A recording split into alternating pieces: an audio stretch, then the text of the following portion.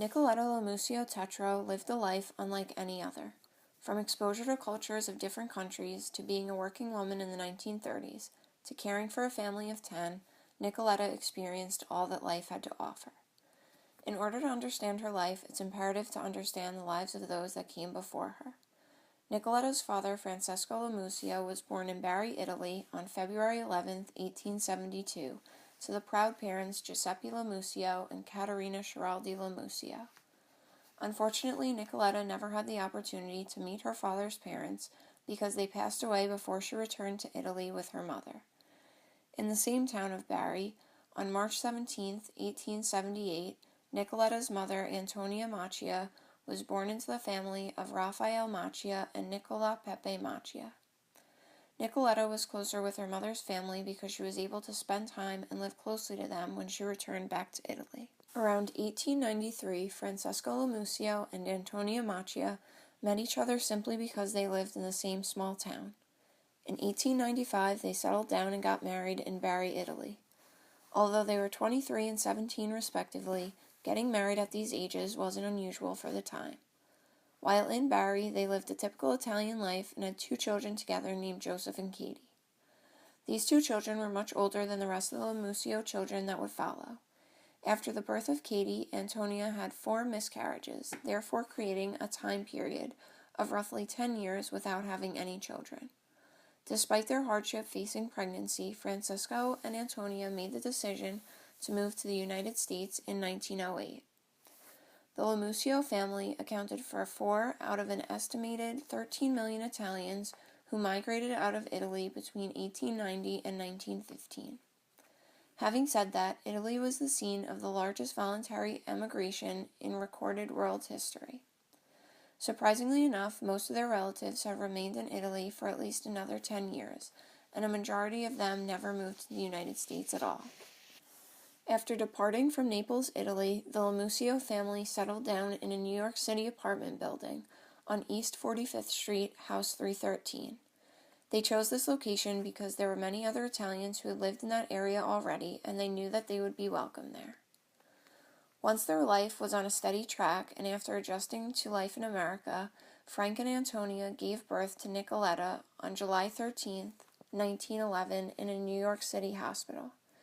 Following Nicoletta, the Lamusio family continued to grow upon the birth of her siblings, Felicia, Jimmy, and Connie. Unexpectedly and tragically, Nicoletta's father, Francesco, passed away due to an unknown illness early in 1921. At that point, Antonia became a single mother with 6 children and did not have much family to support her in the United States. Therefore, late in 1921, Nicoletta, her mother Antonia, and her 5 other siblings moved back to Italy. This was also a few years after the First World War ended, so Antonia was looking for the security that her family could provide her with.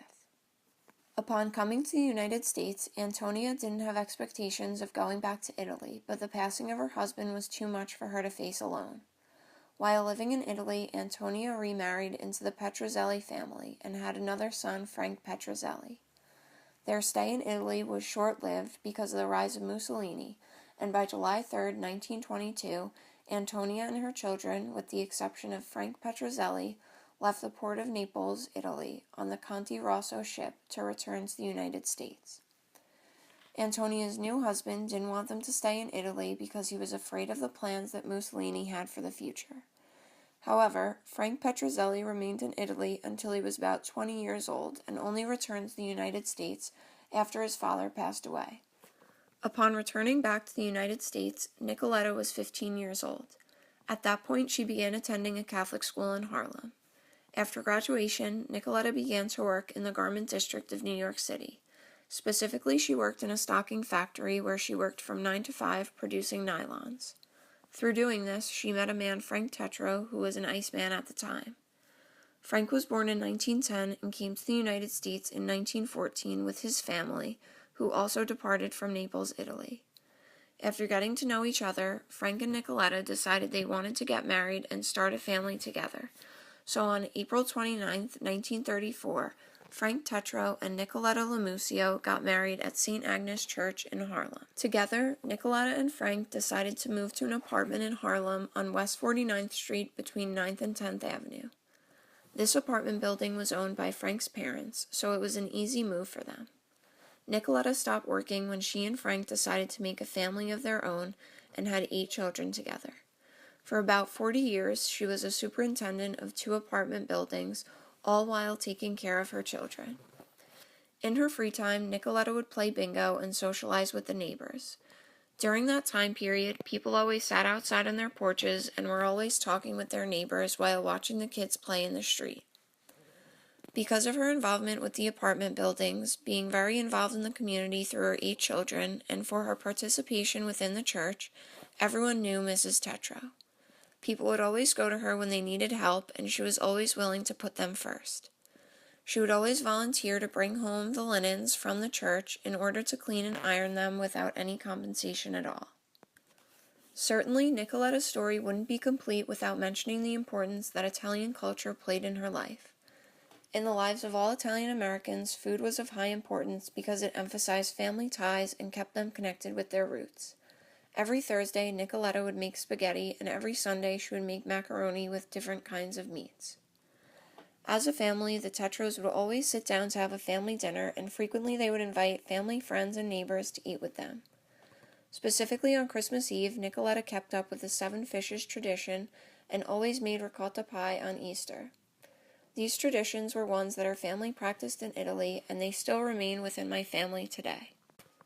Something that Nicoletta was known for among the Italian community was her coordination of the St. Joseph celebration every year on March 19th.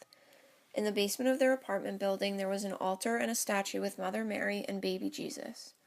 The priest would bless loaves of bread, and people from the community were invited to come pray.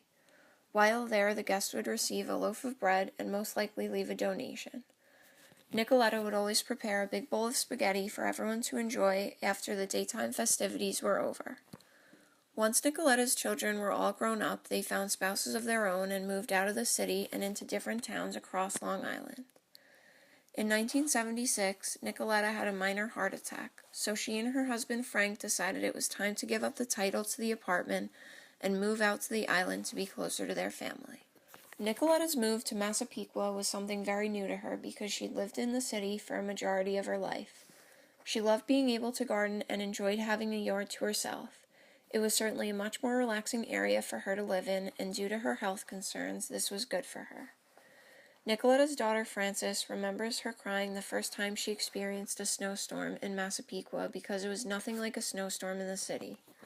She remembers her mother truly understanding the meaning of a winter wonderland. Although living on the island was something completely new to her, Nicoletta loved the change. Also, while living in Massapequa, Nicoletta was very close with her children and grandchildren.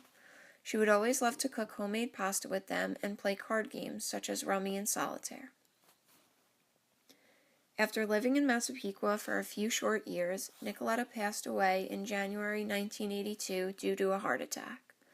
The life that Nicoletta created for herself has greatly impacted the lives of her children, grandchildren, and great-grandchildren that live today. We are all proud of what she was able to accomplish in her lifetime and aspire to be as great of a person as she was.